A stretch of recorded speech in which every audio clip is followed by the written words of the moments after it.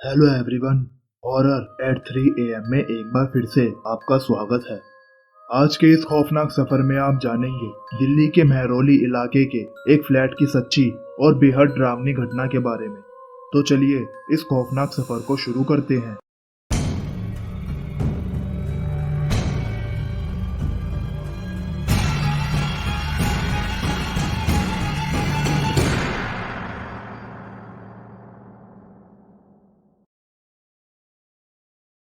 दिल्ली के महरौली इलाके का एक फ्लैट जहां पर कोई रहना तो दूर बल्कि उस फ्लैट के आसपास भी गुजरना पसंद नहीं करता। जो भी परिवार उस घर में रहने गया उन सभी की एक एक करके मौत हो गई। आखिर क्या है उस फ्लैट का रहस्य? क्यों कोई उस फ्लैट में नहीं रहना चाहता? लोगों ने तो उस फ्लैट की बिल्डिंग से एक काले से साये को सुसाइड करता देखा है, यहाँ तक कि उसके चीखने की आवाज को भी सुना है। ऐसा ही कुछ हुआ सन 2008 में, जब महरौली के उस फ्लैट के बारे में लोगों को कुछ जानकारी नहीं थी। तब रवि और उसकी बीवी पूनम महरौली में एक 2 BHK फ्लैट में रहते थे, जहां उन्हें रहते हुए केवल 3 महीने ही हुए थे। वो दोनों उस घर में काफी खुश थे, पर हर सुबह जब वो ऑफिस जाने के लिए उठते थे तो पूरे घर की लाइट ऑन मिलती थी। वो दोनों समझ नहीं पाते थे कि रोज रात को जब वो लाइट ऑफ करके सोते हैं तो सुबह ये लाइट ऑन कौन करता है। इस अजीब घटना की शुरुआत लगभग 2 महीने पहले ही हुई थी और उन्होंने इस बारे में किसी को बताया भी नहीं था। रवि और पूनम ऑफिस से घर शाम 5 बजे आ जाया करते थे और 6 बजे घर का काम करने वाली बाई भी आ जाती थी। कभी कभी उसकी बच्ची भी आ जाया करती थी। वो चीजों को छेड़खानी करती थी, पर रवि और पूनम उसे कुछ नहीं कहते थे क्योंकि उनके इलाके में बाई मिलना बहुत मुश्किल था। इसलिए वो उस बाई के बच्चे पर ज्यादा ध्यान नहीं देते थे। उस बच्ची के पास एक बड़ी ही अजीब सी डॉल हुआ करती थी जिससे वो खेला करती थी। पूनम को वो बच्ची और उसकी वो डॉल काफी अजीब लगते थे और उसने कई बार उस डॉल पर खून के धब्बे भी देखे थे।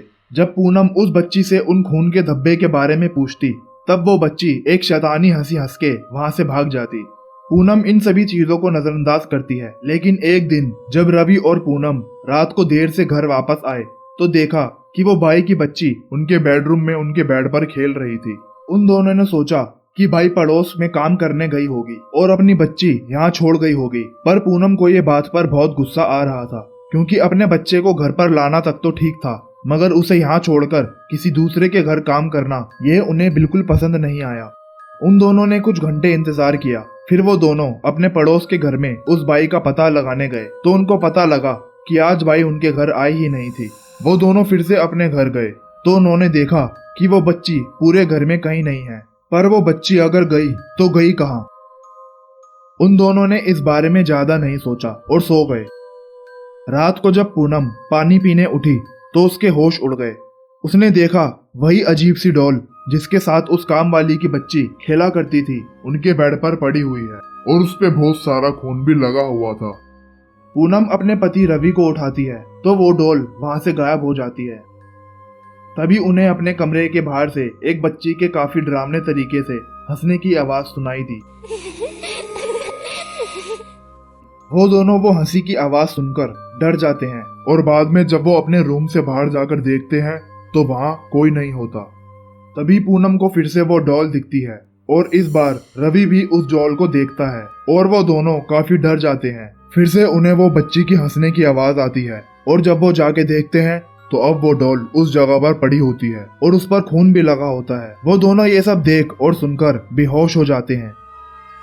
अगले दिन जब काम वाली बाई घर आती है तो रवि और पूनम ने उससे पूछा कि तुम्हारी बेटी नहीं आई। वो बाई पहले कुछ देर चुप रही, फिर बोली कि मेम साहब मेरी तो कोई बेटी ही नहीं है।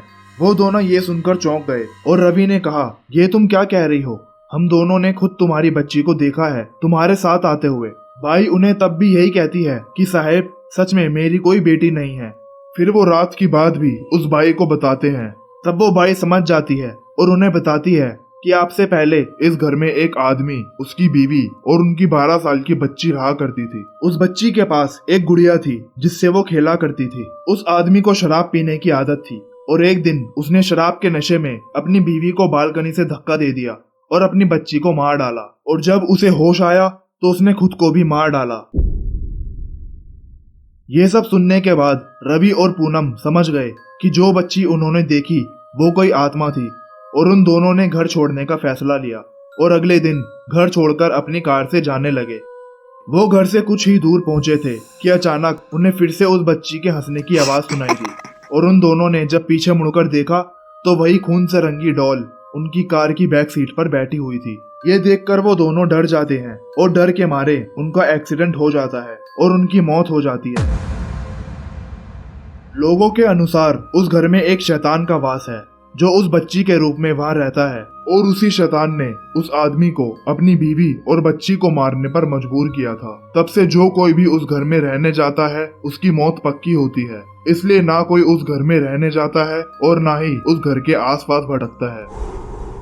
तो दोस्तों, ये थी दिल्ली के महरौली के इलाके की एक सच्ची कहानी। अगर आपको ये कहानी पसंद आई हो तो वीडियो को लाइक करें और कमेंट में बताएं कि क्या आपने भी कभी ऐसा कुछ महसूस किया है। और ऐसी और सच्ची कहानियां सुनने के लिए मेरे चैनल हॉरर एट 3 AM को सब्सक्राइब करें।